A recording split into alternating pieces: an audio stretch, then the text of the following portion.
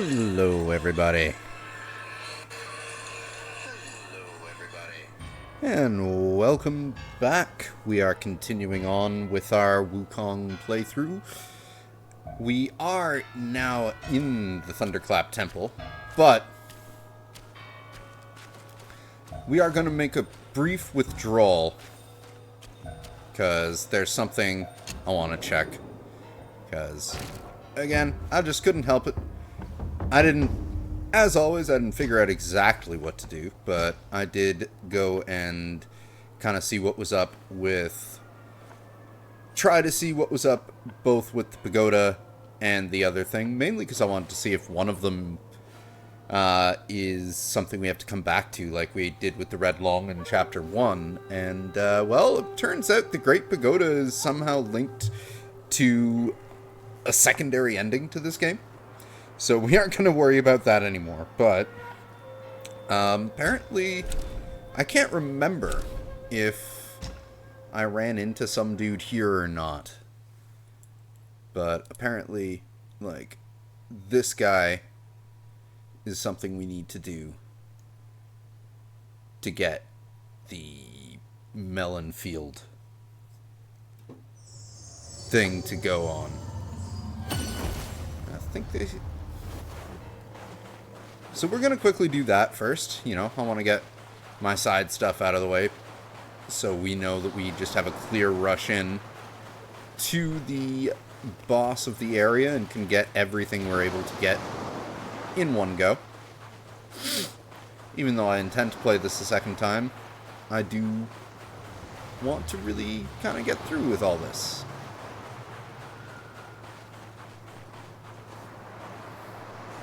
And we get to take one last look at Turtle General, which is always nice, because he was really cool.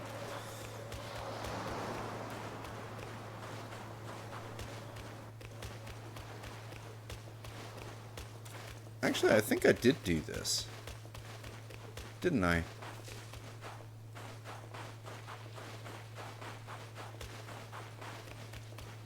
I did. Yeah, we fought some guys and we found someone around here.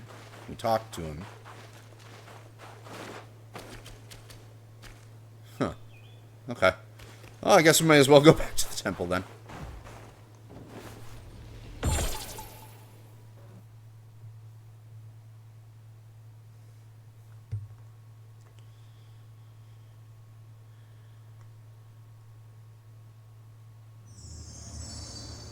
Confuses me then. If we talk to him, then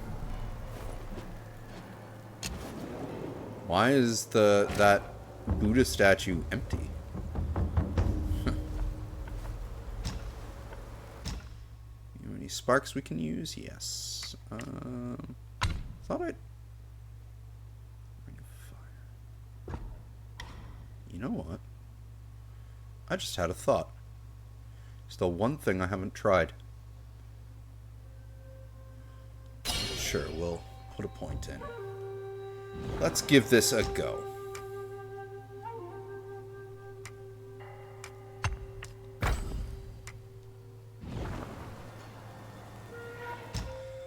What was this?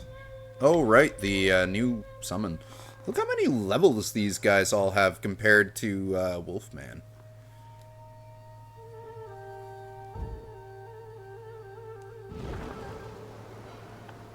Alright, we're making one more stop. In the Valley of Ecstasy. This guy. I don't know if this will work, but let's see.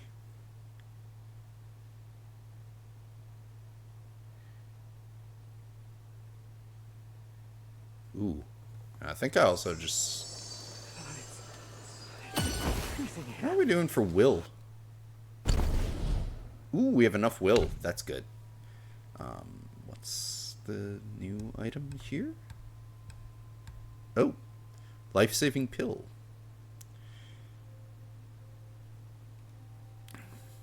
That's cool.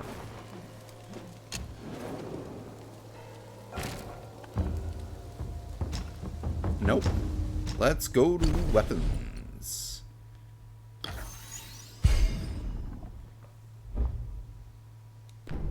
Integrate spear techniques into light attack combo and increase the damage dealt by thrust stance moves. Good thing my thrust stance is well upgraded.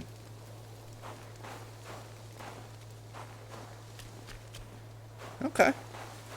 So we've gone from staff wielder to spear wielder. It's freezing here. Fire. I need fire. Alright, well, let's see if this works.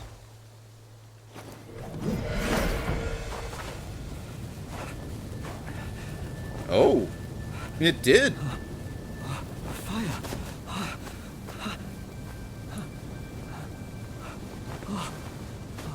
I would be dead if it weren't for you.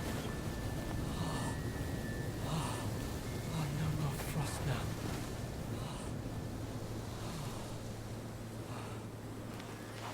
You have anything to say?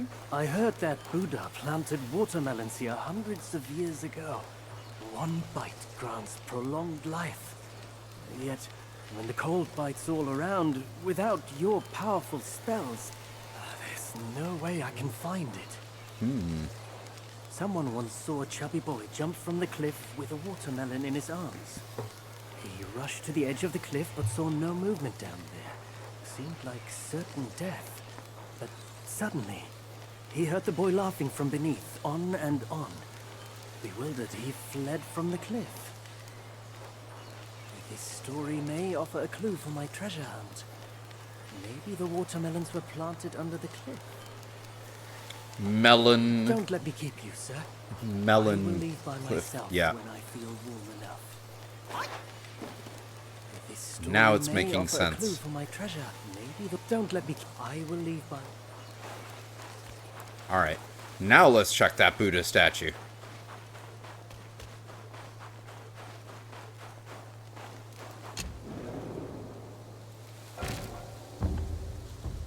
So, what I looked up is something I had already done, and I ended up figuring it out by myself. This is why I should just rely on my instincts.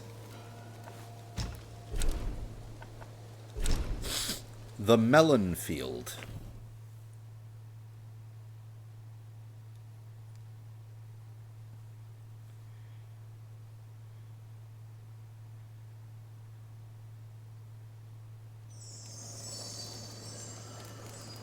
I completely forgot up until, like, I saw it just there that I even had Ring of Fire. So, we got anything now? What? Oh, we do. Time and again I tested you, and I saw nothing but gullible goodness. Oh. Our brother does misjudge as well. It requires no effort to trick you. You will never be the destined one. Let me help you end your sorry life. Ow! Whoa, whoa, whoa, whoa. Hang on there.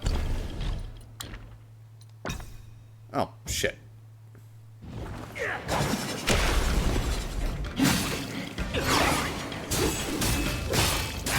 Nice hula hoop, buddy.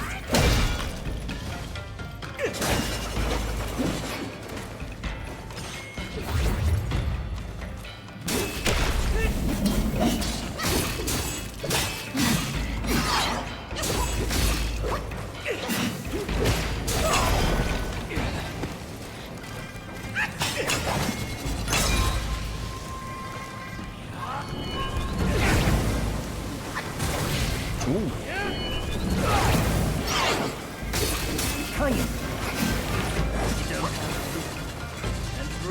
Where'd you go? Ow.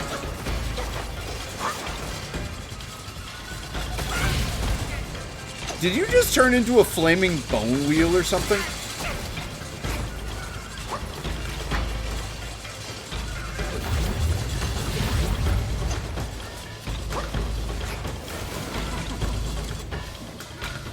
That move went on for way too long, buddy.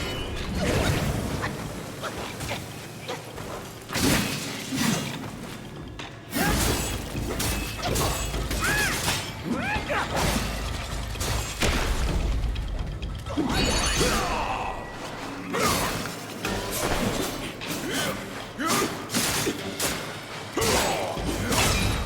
Captain Martialist is this boss's name. How do you like being set on fire?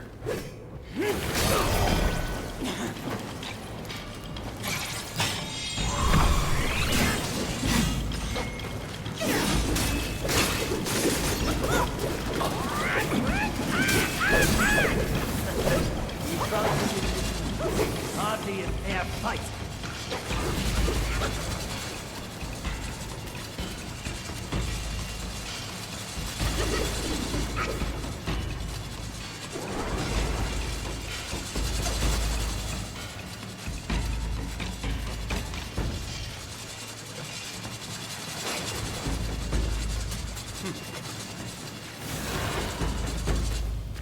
Hitting your stride, the fire. We got 2 now? What? Okay, buddy. Like, you gotta... Whoa! Oh, God. Dang.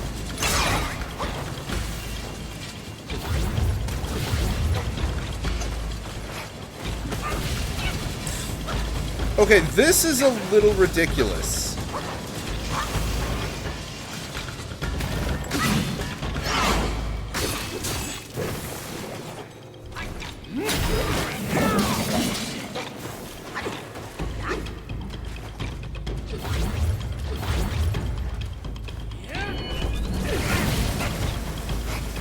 Yeah, I'm switching the Ring of Fire off for this fight, I think.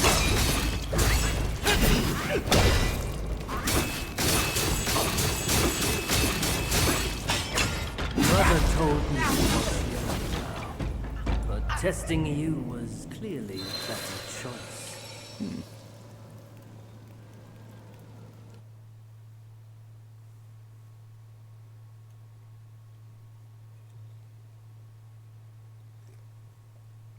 I was definitely not expecting the dude, that dude to attack me like that. Okay, let's make some changes here. One.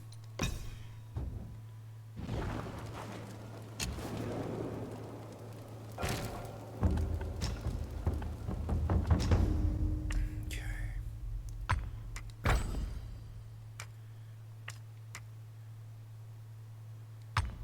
I'm actually thinking that might be more beneficial than rock solid for this fight.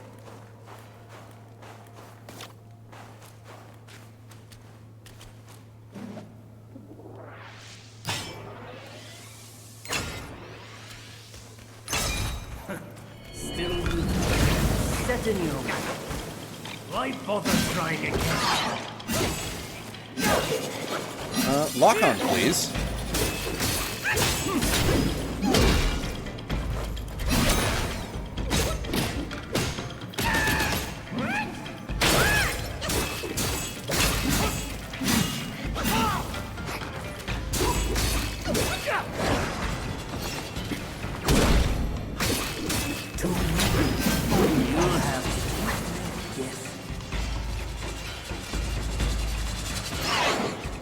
Oh, if I still had my,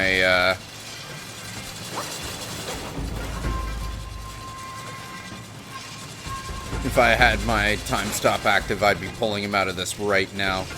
So I assume that you'd be able to do that with this form like you could with, Blackwind King and Black Bear Gwai when they went into their mist forms. Ow! Oh my god. Did not mean to triple chug, but it worked out.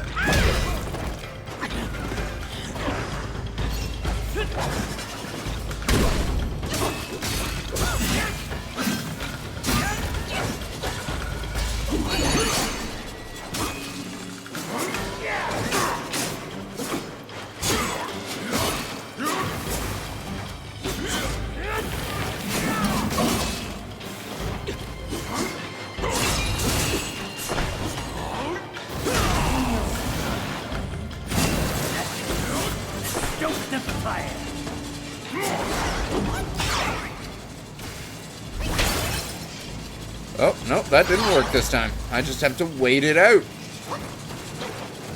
That really kind of sucks.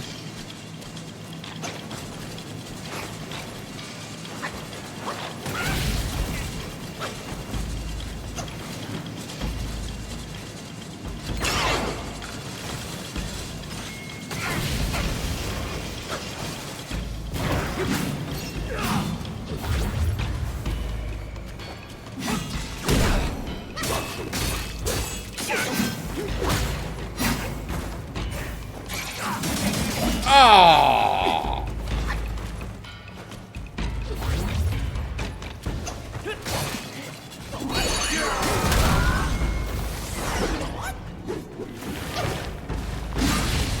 Ouch.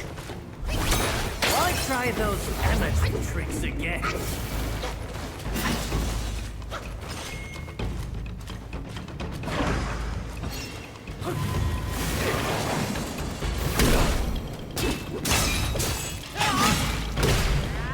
Oh, I thought I saw through it.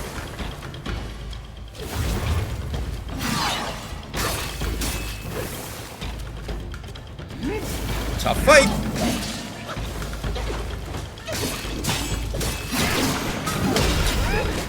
Yes! Ha ha! That was a great fight. Foolhardy, nothing more. I've done as our brother asked. Till we meet again.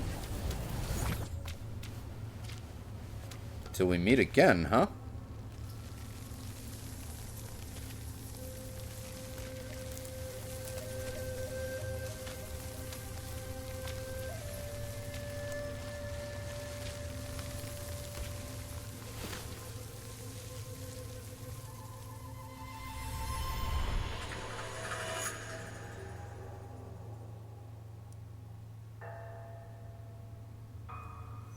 Whoa.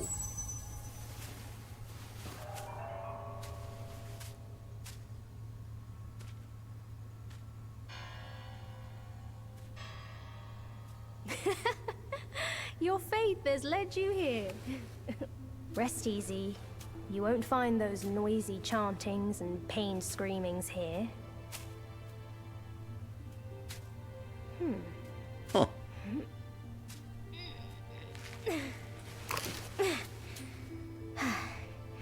A nice, ripe melon.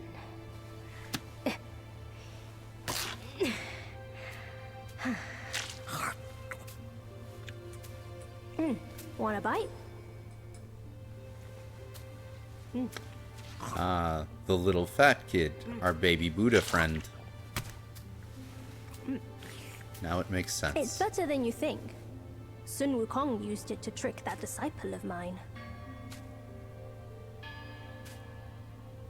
Come. Come closer. Okay, this kid is Now you've really found powerful. this place, I'll teach you a trick neither of them knows. Your hand.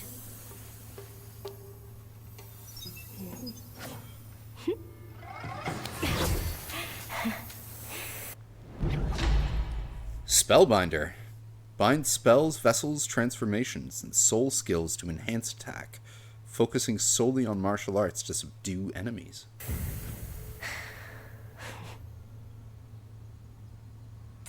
Spellbinder. It hurts no foe, but binds yourself. You'll come to understand its use. An old friend of Sun Wukong came to me, wanting some peace. I led him to the Great Pagoda. Have you paid him a visit? I think that's directing me to the Great Pagoda. One. But if destiny is set, what difference do our actions make?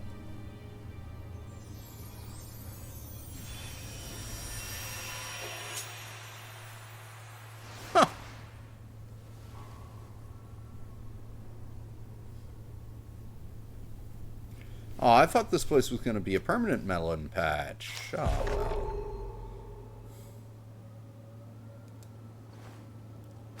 well.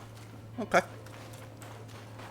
Well, now I just want to check the Great Pagoda.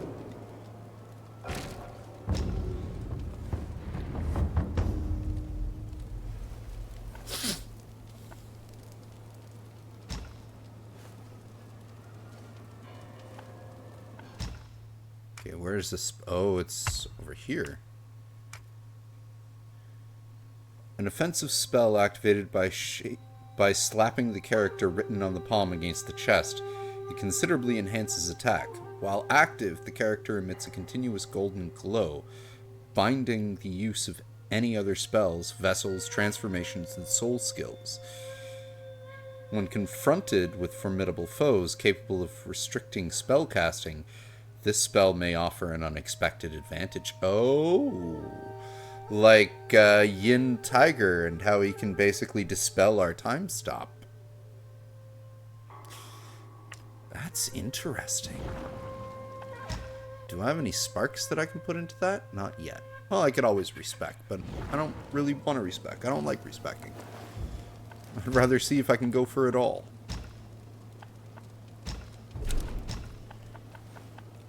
Only because Baby Buddha mentioned it, we're going back here.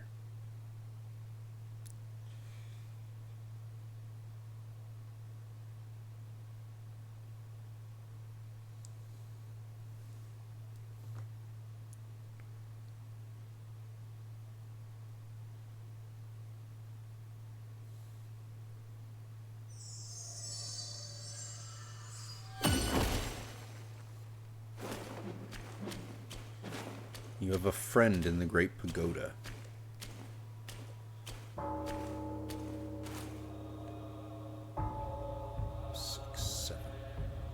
Seven panels, 2 are filled. After we're done in... after we move on to Chapter 4, I am going to quickly come back here to see if another mural fills in. Because that's another curiosity of mine now. That I know this place is apparently tied to the end game.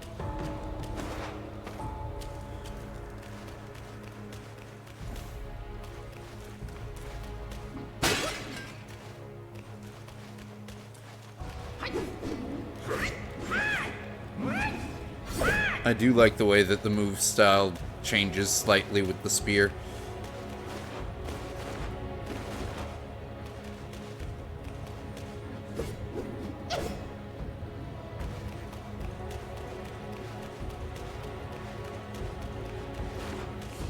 Wait a minute.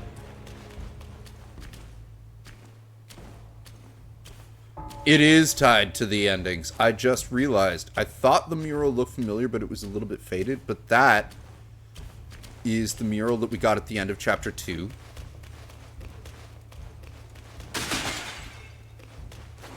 And that... Yep, there's Jinchi in his bed. Jinchi on fire is over there. Black Bear Gwai up there. That is the mural for Chapter 1. So these murals are for the chapters. Okay. I have just gained a much deeper understanding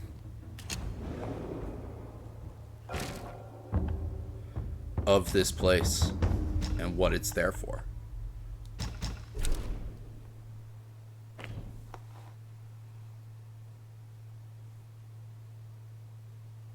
That's awesome.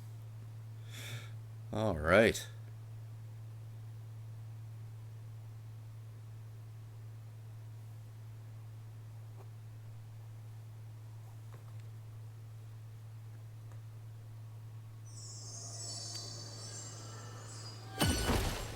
All right. I think we're going to do a little bit of lore throughing here and actually take a quick break. I'm going to check on something and have a quick smoke with the boy, and then come back and finish this chapter tonight for sure. But let's lore through first. Self-advance. What's... oh. Successfully casting Spellbinder removes all 4 Bane states. That's nice. Recover a considerable amount of health after successfully performing Spellbinder. Also nice. Each talent level moderately reduces the stamina cost of all actions while Spellbinder is active. Each talent level slightly increases the ratio of mana converted to attack. And Spellbinder depletes stamina but massively increases critical hit chance. Ooh. Okay.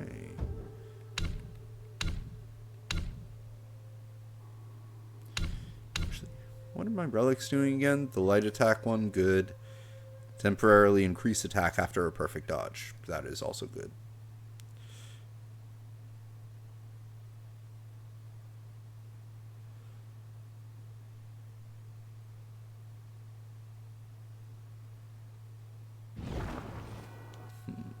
Alright. So, our journal. Perfect. So, we're now down to 1, 3, and 3. Sir Yaoguai.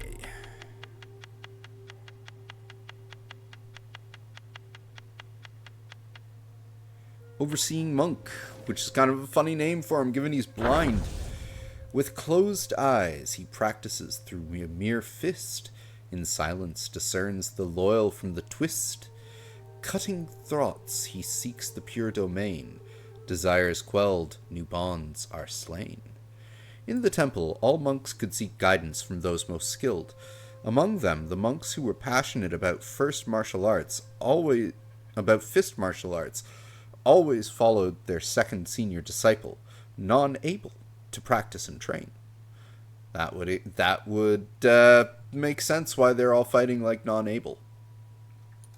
Their temperament was also similar to non-ables, as they were most inclined to fight for justice, earning them the title of overseeing monks. Since the non-able was punished by the master and sent to the towers of karma to reflect on his mistakes, the overseeing monks lost their protector. As a result, they often suffered greatly when standing up for others. Troubled, the overseeing monks went to ask the master the solution. The master smiled and said, "If you do not see, your mind will be free from obstacles. The greatest affliction of men is weakness. Close your eyes and focus on your own cultivation." Initially, the overseeing monks covered their eyes with cloth, but when they removed the cloth, they still couldn't ignore what they saw and heard. Then Yellowbrow suggested, "Why not try gouging out your eyes?" From then on, the temple had a new skill named Blind Zen. Practitioners of this art nurtured their minds to be as serene as still waters by turning a blind eye to the distractions of the world. But can they truly attain stillness? Perhaps any slight sound would only further agitate their restless hearts.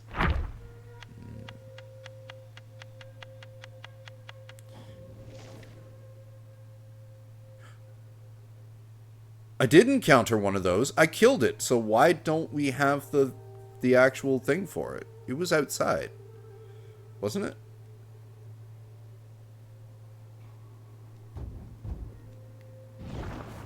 Okay, I'm gonna quickly run out there and see if I can find that thing again.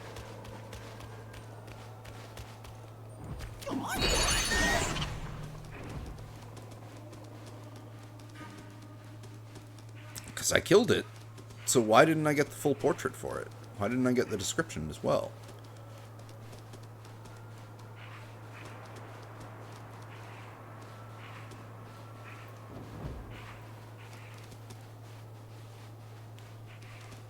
I don't know. This just feels faster than being monkey to me. And I like being able to turn into a small, bloody snow fox.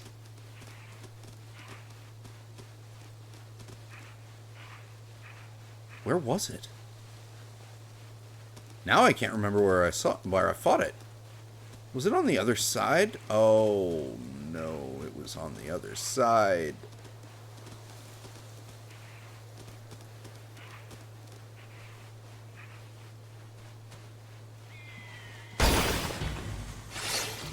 Don't care.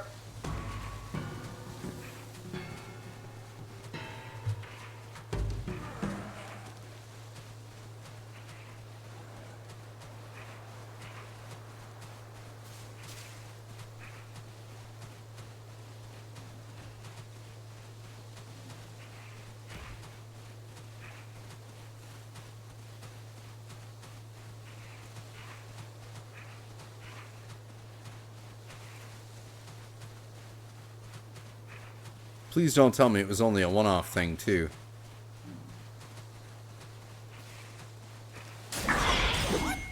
Oh, you total dick.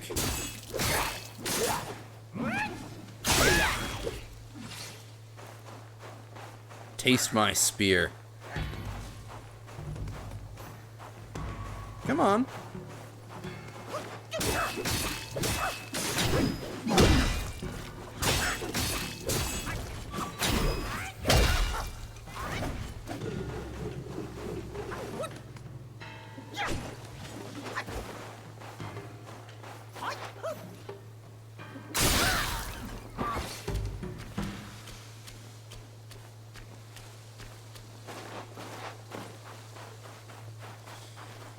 Alright then, old-fashioned way. Ahoy, Mr. Drew.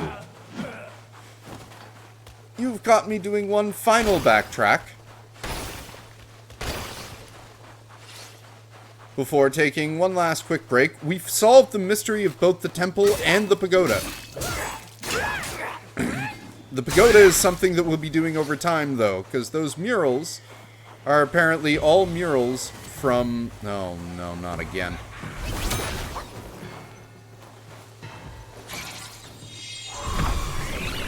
Are apparently all murals from the ends of the chapters. So that seems to be tied to something else that is going on. As for the Buddha statue under the cliff, turned out I just needed to use the right spell in front of the guy who was asking for fire, and he turned into a hidden boss fight that gave me a pretty badass sounding spell.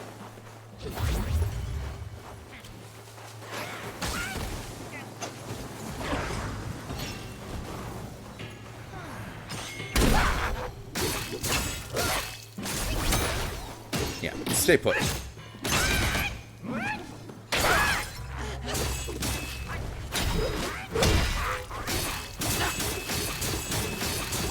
Poke you!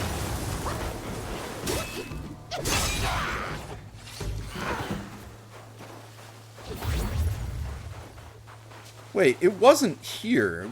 This was a dead end. Where did I fight that thing?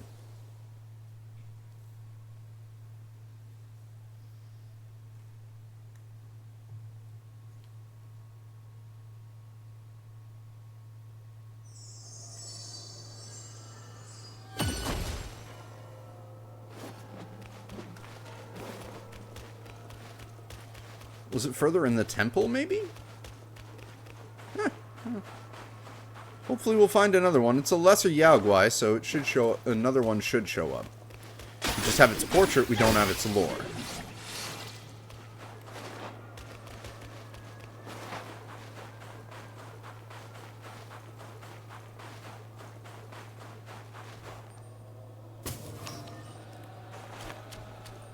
Yeah, it wasn't up there. Up there was just blind guys and dudes with frost sensors. And then we got a pair of twin blades up near the front of the temple.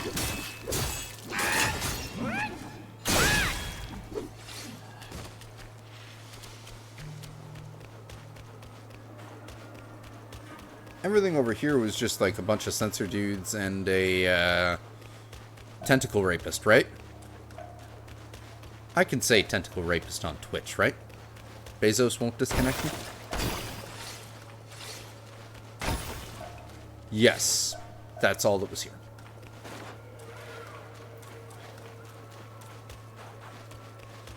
Alright, so finish off the lore that we did have, take my quick break, then we're going to come back in like probably about a half hour or so and finish this chapter.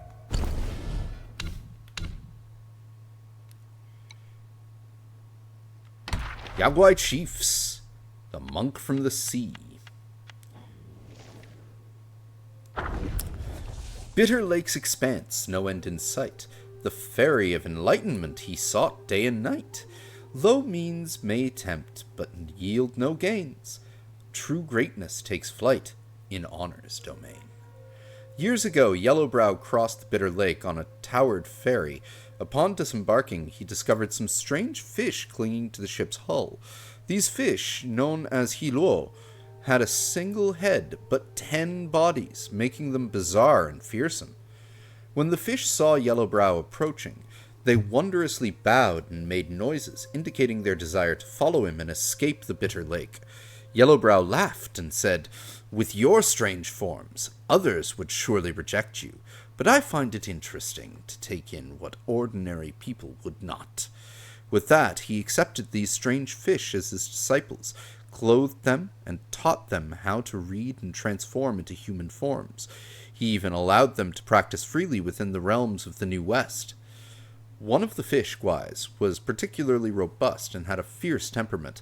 After mastering some techniques, it would ambush at various spots in the temple, waiting for opportunities to attack Yellowbrow when he went out, striking without mercy. Yellowbrow, however, enjoyed these encounters, and would seriously engage in combat with the fish Gwai. Most of the time, he would simply sweep it out of the hall with a swing of his spike-shaft cudgel. Despite repeated defeats, the fish Gwai realized that close combat was futile. It independently devised a technique involving throwing snowballs with its limbs, hitting targets with uncanny accuracy. Once, in the Forest of Felicity, even Yellowbrow was hit several times by snowballs, nearly freezing into an ice block. Instead of getting angry, Yellowbrow was delighted and unprecedentedly bestowed a new title upon the Hiluo fish Gwai, Monk from the Sea. So a monkfish, basically. He then assigned it a task of cleaning the inner courtyard, which conveniently allowed it to ambush anyone it wished to, especially Yellowbrow himself. Though they followed the same master, the disciples' experience and purpose in their practice varied greatly, leading to vastly different treatments. So those tentacle guys are actually fish? I thought they were yaksha. Huh. And characters. Green-capped martialist. That was a really fun fight, actually. In tattered robes and a bamboo-worn hat, golden chakram through fire, a sight to adorn.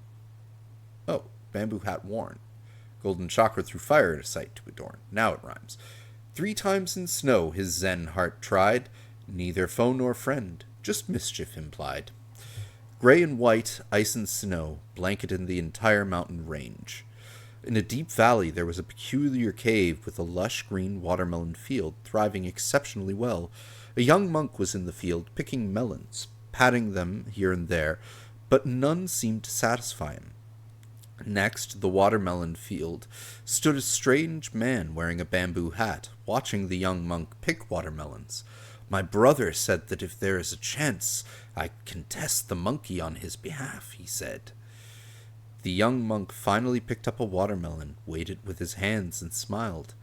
"This one is good, ripe, and sweet.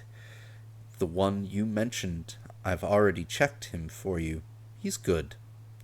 The strange man replied, "If I don't test him myself, I won't be at ease to tell my brother about him." The young monk exerted his strength and split the watermelon in half. Instead of feeling unease about him, "I worry more about you, brother." The strange man pondered for a moment and said, "The thing is guarded by my brother. There is nothing for you to worry about. You know, that thing.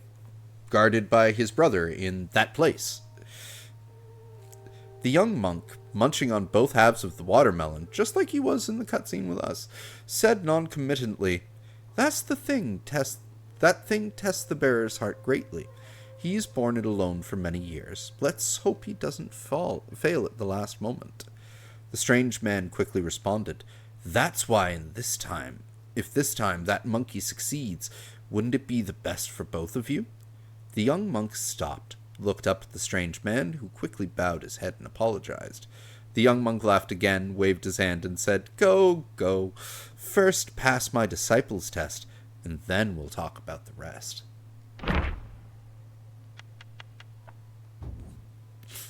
Alright, so the character was actually that treasure hunter dude, who turned out to be the green-hatted martialist, or whatever his name was.